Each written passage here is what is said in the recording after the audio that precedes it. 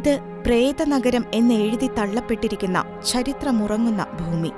1964 ഡിസംബറിൽ വീശിയടിച്ച ചുഴലിക്കാറ്റിൽ തകർന്ന ധനുഷ്കോടിയിലെ വിജനപ്രദേശങ്ങൾ.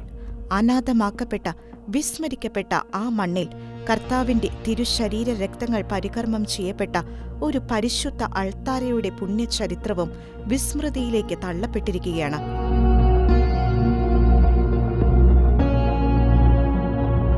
രാമേശ്വരത്തിന്റെ അഗ്രഭാഗത്ത് ഒരു കാലത്ത് അഭിവൃദ്ധി പ്രാപിച്ച പട്ടണമായിരുന്നു ധനുഷ്കോടി.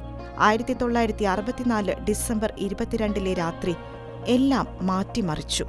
ആ നിർഭാഗ്യകരമായ രാത്രിയിൽ രാമേശ്വരത്ത് ഒരു വിനാശകരമായ ചുഴലിക്കാറ്റ് ആഞ്ഞടിച്ചു. 7.6 മീറ്ററിലധികം ഉയരത്തിൽ തിരമാല കരയിലേക്ക് പാഞ്ഞെടുത്തു. നിമിഷങ്ങൾക്കുള്ളിൽ പട്ടണം മുഴുവനെയും തിര വിഴുങ്ങി. വീടുകൾ, റെയിൽവേ ട്രാക്കുകൾ, ഈ പള്ളിയും അതിൽ നശിപ്പിക്കപ്പെട്ടു. പ്രഭാതമായപ്പോൾ ധനുഷ്കോടി ജീവാംശമില്ലാത്ത വിജനപ്രദേശമായി ശേഷിച്ചു. സർക്കാർ അത് വാസയോഗ്യമല്ലെന്ന് പ്രഖ്യാപിച്ചു. തുടർന്നുള്ള പതിറ്റാണ്ടുകളിൽ ഒരു പ്രേത നഗരമായി ഇവിടം മാറി. ഇന്ന് മേൽക്കൂരയില്ലാതെ കാലപ്പഴക്കം കൊണ്ട് തകർന്ന ചുവരുകൾ മാത്രമുള്ള കെട്ടിട അവശിഷ്ടമായി ഈ പള്ളി നിലകൊള്ളുന്നു. ബലിപീഠത്തിന്റെയും മുൻഭാഗത്തിന്റെയും ശേഷിപ്പുകൾ മാത്രമേ ഇനിയുള്ളൂ.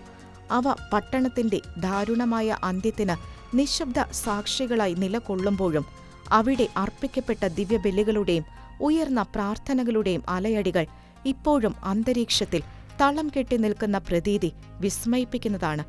തീരം കവർന്ന തിരകളിൽ ഒലിച്ചുപോയ ഒരു ദേശത്തിന്റെ ജീവന്റെ തുടിപ്പിന്റെ ദാരുണ സ്മാരകം എന്നതിലപ്പുറം ഒരു ജനതയുടെ വിശ്വാസത്തിന്റെ പ്രഘോഷണമായി, വിശ്വാസ പുനർജീവനത്തിനുള്ള ആഹ്വാനമായി, ആത്മീയ ഉണർവിനുള്ള ക്ഷണമായി ഈ ദേവാലയ ശേഷിപ്പുകൾ നിലകൊള്ളുന്നു.